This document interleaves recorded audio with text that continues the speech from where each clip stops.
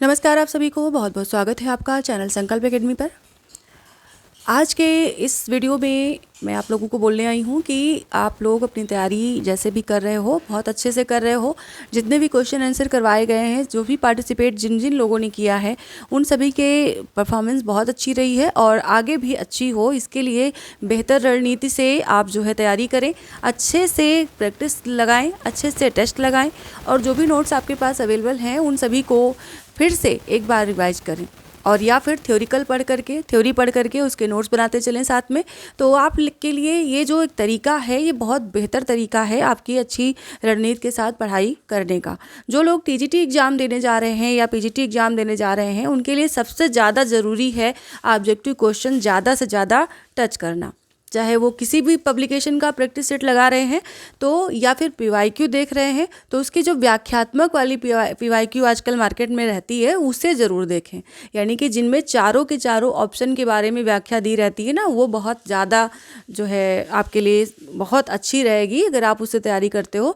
तो 2-3 दिन के लिए मैं थोड़ा डिस्टर्ब रहूँगी क्योंकि जो सेटअप है वो थोड़ा सा डिस्टर्ब चल रहा है, उसकी जगह चेंज करनी पड़ रही है, इसलिए थोड़ा सा उथल पुथल मचा हुआ है।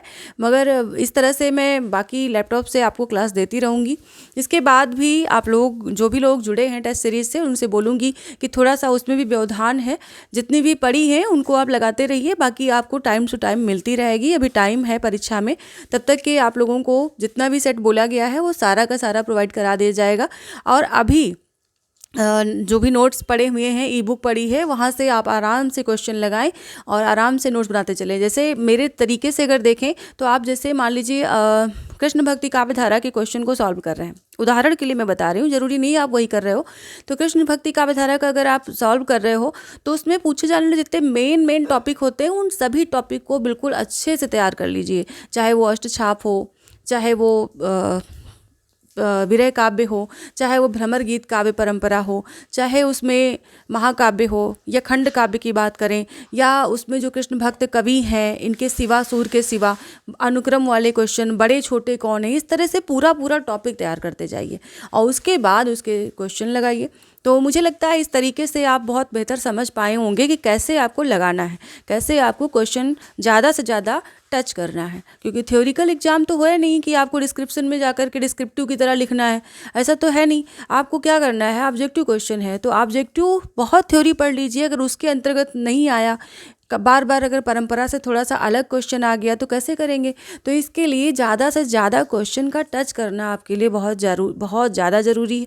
कहीं से भी मिले, टेलीग्राम से मिले आपको, या फिर यूट्यूब से मिले, गूगल से मिले, या फिर किसी व्हाट्सएप ग्रुप से मिले, या फिर मित्र मंडली से मिले, कहीं से भी मिले और कहीं से ना मिले तो फिर टेस्ट सीरीज ज्वाइन कर लीजिए संकल्प एकेडमी की, और वहाँ से आपको क्वेश्चंस मिलेंगे। आराम से लगाते जाइए, करते जाइए और अपनी प्रैक्टिस बहुत अच्छे से करते जाइए। ठीक है, तो आप सभी लोग समझ रहे होंगे कि ये जो क्लासें हैं, भले क्लास नहीं हो पाई लेकिन फिर भी मैंने सोचा कि क्यों ना 2 बातें आपको ज़रूर बता दी जाए, क्योंकि आप लोगों को इंतज़ार रहता है वीडियो का। तो भाई मैं इतना ही बोलने आई थी। और अच्छे से पढ़ाई करिए, अच्छे से, और जहाँ कहीं भी कोई भी डाउट हो आप व्हाट्सएप भी कर सकते हो, साथ में यूट्यूब पर भी कमेंट लिख सकते हो, वहाँ से मुझे पता चल जाता है और मैं बता देती हूँ। हाँ, एक क्वेश्चन मेरे पास आया था कि टीजीटी की एलिजिबिलिटी क्या है, तो उसके लिए मैंने एक वीडियो पहले से बना रखी है, एलिजिबिलिटी क्या है, फिर भी मौखिक तौर पे बता देती हूँ। टीजीटी के लिए आपको इंटरमीडिएट में संस्कृत होना चाहिए आपके कोर्स में, उसके बाद में ग्रेजुएशन लेवल पर भी संस्कृत और हिंदी का कॉम्बिनेशन होना चाहिए और साथ में बीएड होना चाहिए,